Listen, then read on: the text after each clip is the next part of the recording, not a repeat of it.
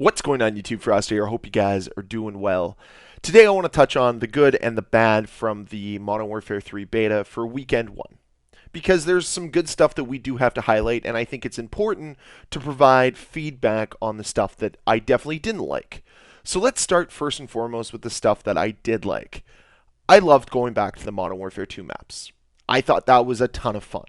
Now, did the map start to get stale? Yes, but I don't think that's so much the beta's fault as it is the fact that you are confined to limited amount of content. So again, I'm not giving negative points to the beta for that. I'm just saying that that was one of the things I did notice.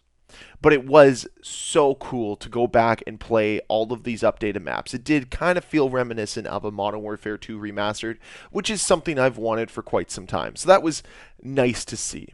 Also, one other feather that I got to give to Sledgehammer Games in Modern Warfare 3, Create a Class is back. And it's not as fantastic as it might be in like a game like Black Ops 2 per se, but it is at least more in-depth and intuitive than the Create a Class system that we had for Modern Warfare 2. So this is a massive improvement.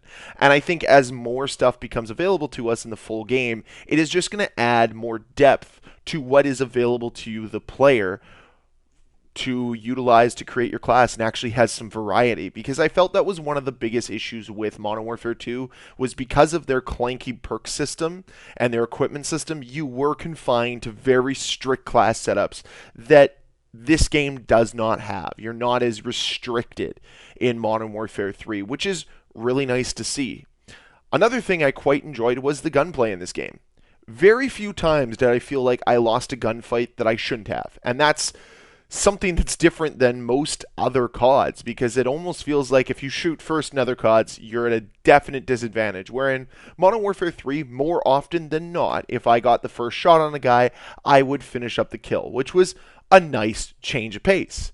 And I did feel that the guns felt good. They felt responsive. I quite enjoyed that. Now, of course, I kept myself limited to only like 3 or 4 guns, but I'm hoping that once the whole game launches and we're able to import some of the guns from Modern Warfare 2, it'll only greatly enhance the variety that we see in lobbies and also greatly enhance this strength to the game. I think having that much variety of weapons is only going to be a positive thing for Modern Warfare 3. At least, I hope so. Another great change is the reload cancel. This was not available to players in Modern Warfare 2, which I always felt was really a weird decision. But with Modern Warfare 3, reload canceling is back. And alongside of that, we have some of the best movement we've seen in Call of Duty. Now, I'm not the biggest tactical sprint fan, but at the same time, I didn't feel it was that big of a detriment. Now, you will see some people hopped up on some G Fuel going crazy with their movement. I just mean from a playability factor, the movement is extremely smooth, and I like that. It's as smooth as it was in Black Ops Cold War. I felt at times the Modern Warfare 2 and the Vanguard movement was a little clanky, a little janky, and that's not the case here with Modern Warfare 3. The sliding, the dolphin diving, the going into a drop shot all feels really smooth and very, very easy to pull off, and I like that. Now, of course, I do have one little gripe with the movement, but I'll wait until we get to that section to highlight it. Lastly, I do want to point out that I feel that the remastered maps are incredible. Yes, it is a blast of nostalgia, but at the same time, you can tell that Sledgehammer Games took some time and some care and shockingly some effort to make these maps feel like their 2009 counterparts, but at the same time, updated enough for them not to feel completely stale. Now, yesterday, of course, I talked negatively about Rust, but I think that's more of just a beta issue than a map issue. And because of this, I think that we're going to have a pretty solid start to Modern Warfare 3 because, hey, guess what?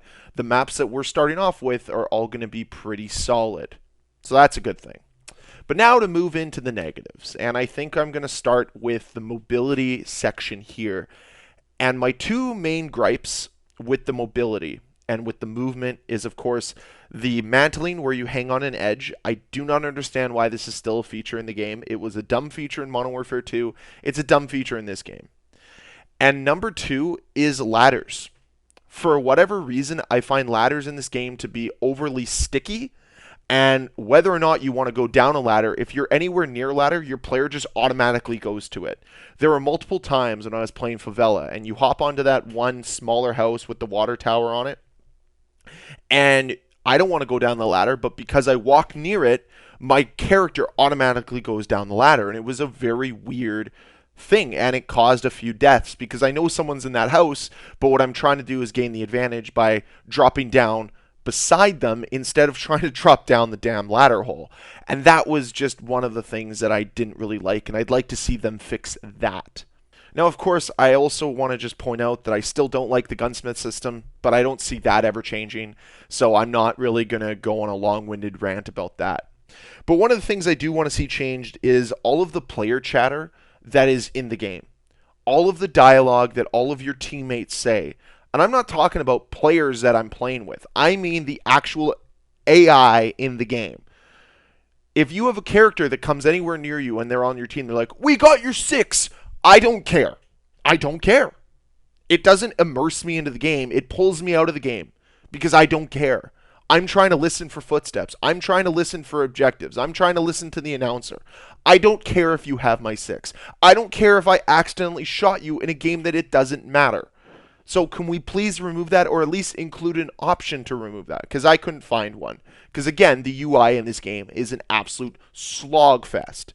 Does it work faster than MW2? Yes. Is it an improvement over MW2? Yes. But it is nowhere near good enough yet. And I think there needs to be massive improvements to just make the functionality and usability better. You've also heard me say this a few times if you've watched any of my other beta videos, but the player visibility on the enemy team is very poor, and I'd like to see them enhance this in some way, shape, or form. Could be something as simple as just allowing a red name above someone's head instead of a silly little diamond. Or it could have some type of popping red on their chest or on their vest or whatever it might be.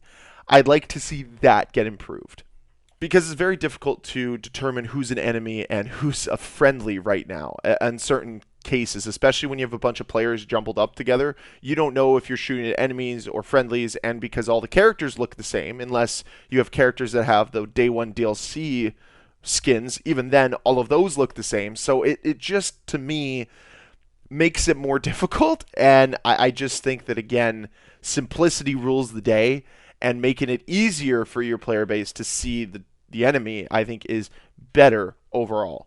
Now, this might be a symptom of the beta, but I feel as if the kill streaks in this game are very underwhelming. Yeah, the Juggernaut is kind of fun to use, but outside of that, it just feels very underwhelming. The Guardian is very meh, I will say. It's kind of a pointless kill streak, and overall, I just don't really find them to be that great. But again, maybe what happens is bunch of them get released on release day, and they're a lot better than what we saw here in the beta. So it's tough to necessarily have a gripe about that until we see what the full game has for us. I did talk about how much I enjoyed the updated maps, and I thought that there was some care and some time put into these maps. However, the inclusion of doors to me is such a dumb addition, and I don't know why Sledgehammer and Infinity Ward have such an appreciation for doors. It doesn't make any sense to me. And no, it doesn't necessarily break the maps, but it does make the maps a little less enjoyable at times. And I don't know why they're there. They're pointless. They don't add anything to the gameplay. They don't add any depth. So why are they included? They are included so that it feels like they are adding a tactical aspect to the gameplay, when in reality, the doors get opened and they rarely get closed unless you're playing a map or a match or a game mode, pardon me, like Hardpoint. That's the only time. So why are they even included then? Like, why does it even matter when the majority of players play like Team Deathmatch or Kill Confirmed or Search and Destroy? Again, to me, it just slows down gameplay, and it's just a stupid little addition that never needed to be added to the game. And of course, there's the same gripe that I've had multiple years in a row here, where we're disbanding lobbies, and I'm just hoping that at some point in the Modern Warfare 3 life cycle, they allow you to keep lobbies together.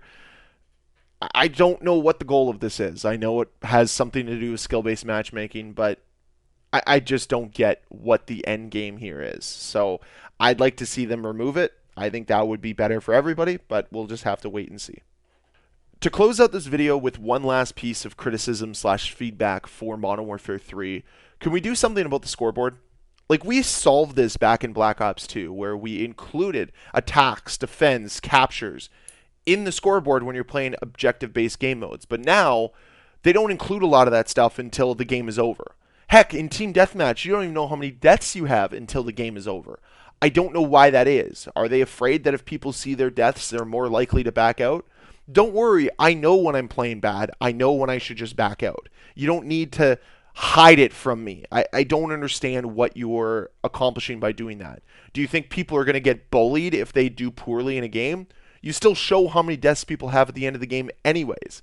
So I don't get what the overall goal of that is. And making a simplified scoreboard does nothing. It gives us less information. It gives us less to go off of. And frankly, it doesn't benefit anyone. I want to know how I'm doing mid-game. Am I pulling my weight in an objective-based game mode? Am I doing poorly in Team Deathmatch? These little bits of information would go a long way to help me to understand if I have to adjust my playstyle or not.